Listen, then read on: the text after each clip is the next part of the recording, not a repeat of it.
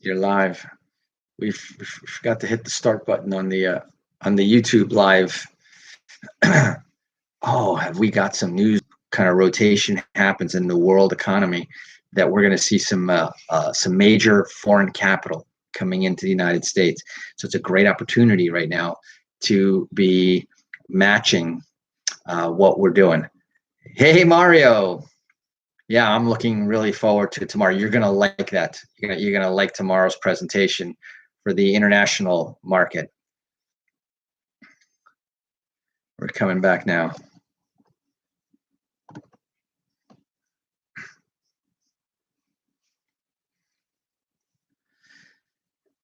And welcome back. For those of you just joining us here on the Real Estate Show, my name is Eric Willner. I am your host, as I have been your host for the last 22 years on America's longest running daily radio show, all about the topic of real estate. Now, our focus here is, in fact, helping real estate investors to sort of navigate the waters out there as real estate changes, which is why each day of the week, and that's right, 5 days a week, this radio show is on 5 days a week, live here at 5 p.m. If you're here at 5, you're with us live.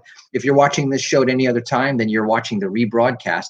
And all of our rebroadcasts are uploaded and hosted in two places.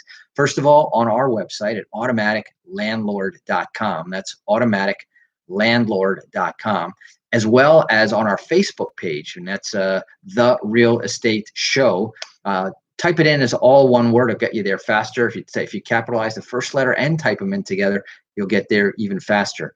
Explain that to me from the internet's point of view.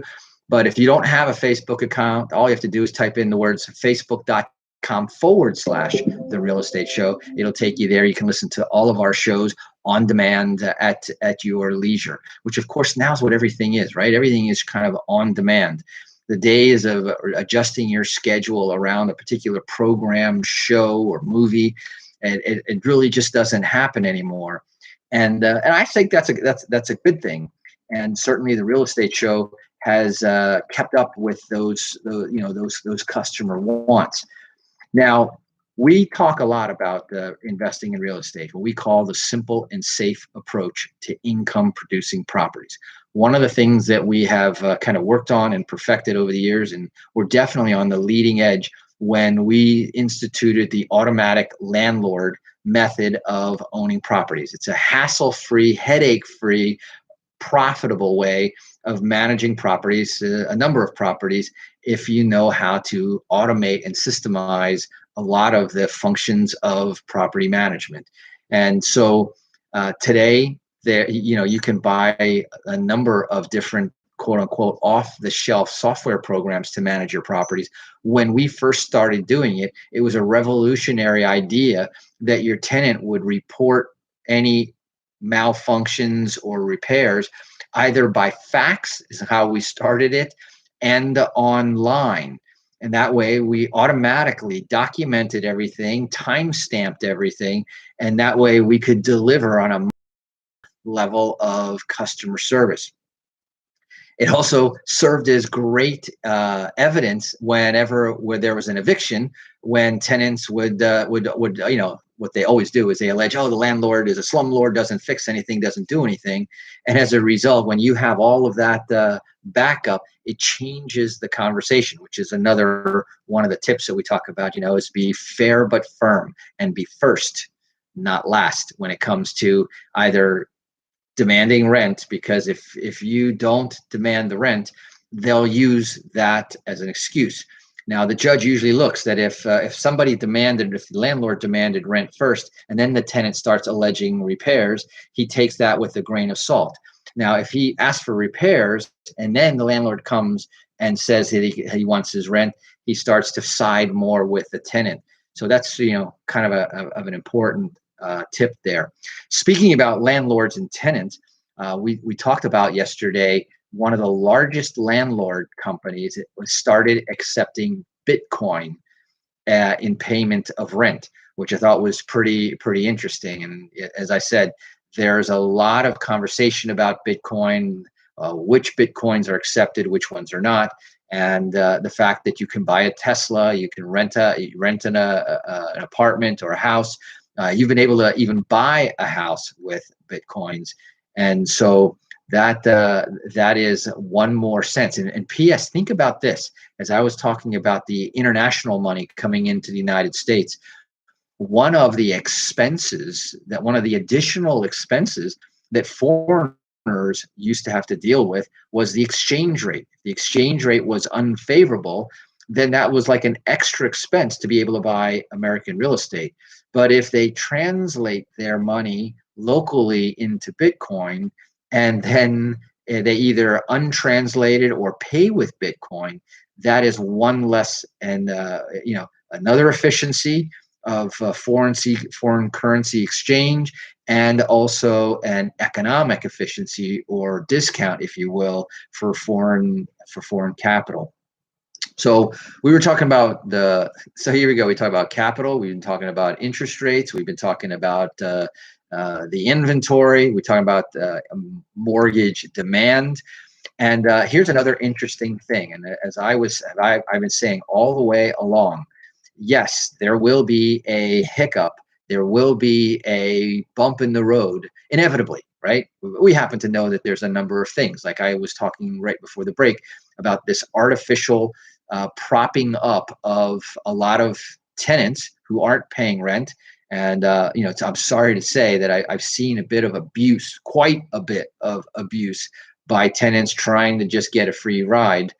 But I've also seen where there is that hardship legitimately, and where that is, and if that hardship hasn't been rectified by now, sometime, as we mentioned in yesterday's seminar, that and within the next 6 months is probably when this is going to happen, when they're going to release the moratorium on evictions, when they're going to release the ability of banks to go ahead and foreclose for non-payment.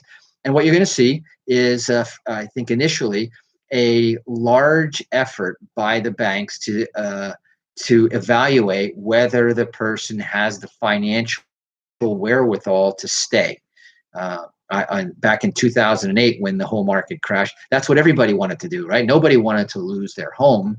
And while many homeowners realized that they were upside down in terms of a mortgage, many realized they were upside down in terms of what they made versus what their payment was. And yet, of course, emotionally, we want to stay in our place. So that was the first thing. And that's where the whole process of learning how to do mortgage modifications became critical. And so we helped hundreds of people. Now, and I remember this vividly. We helped hundreds of people to determine whether they could possibly stay. We even prepared the package. We even put them in the best possible light to be able to stay in their home, if at all possible, if that lender would allow it. And then if they couldn't, we made the path pretty clear what their alternatives was, because you may not be able to afford this house, but maybe you can afford that house. And now you know where to have your expectations. One of the biggest mistakes realtors often make is when is not pre-qualifying their buyers. A buyer says they want to live in a $500,000 house, but they only qualify for a $300,000 house.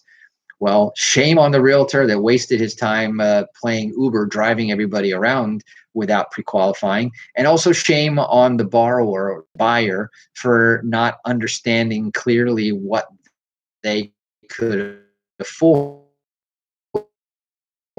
and not what they think really can based on lending guidelines. You see, you may be comfortable paying 50% of your income, your post-tax income in for rent or housing, but the bank will not accept that in most cases. And so they're looking for, and that's why we talk about sort of that 3-to-1 ratio of gross income to housing payment. And so if someone isn't comfortable enough to ask that question, a lot of people could be both disappointed and to waste a whole bunch of time. So one of the conversations in the articles, I don't know if we're going to get to it. Well, here comes the music. But the CEO for Coldwell Banker on whether the housing market is in a bubble. My opinion, I've already talked about that quite a bit. But what's very, very interesting, and the last piece of information I'll give to you before we wrap it up today, is that the Google search for when will the housing market crash has spiked 2,400%. So a lot of people are looking and wondering. So the news is doing a great job of hyping up the marketplace. I hope that you out there as real estate buyers are keeping an even level, very analytical keel on that, and stay tuned here on the Real Estate Show, because we're going to help you through that as that goes on. I want to remind everybody that if you're interested in coming to the Real Estate Show Biz Connect, just type the word invest to our text line at 561-861-2366. That's 561-861-2366. Remember, you can always send us a message at Automatic Landlord as well. But that's it. That's all my time for today. We'll be back again, same time, same place tomorrow. Until then, drive safe, wash those hands, and make it a great day. So long.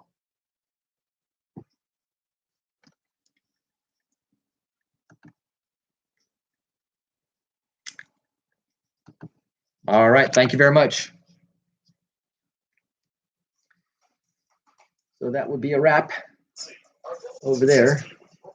I want to thank everybody who tuned in and joined us online here, both on YouTube. Thank you very much. And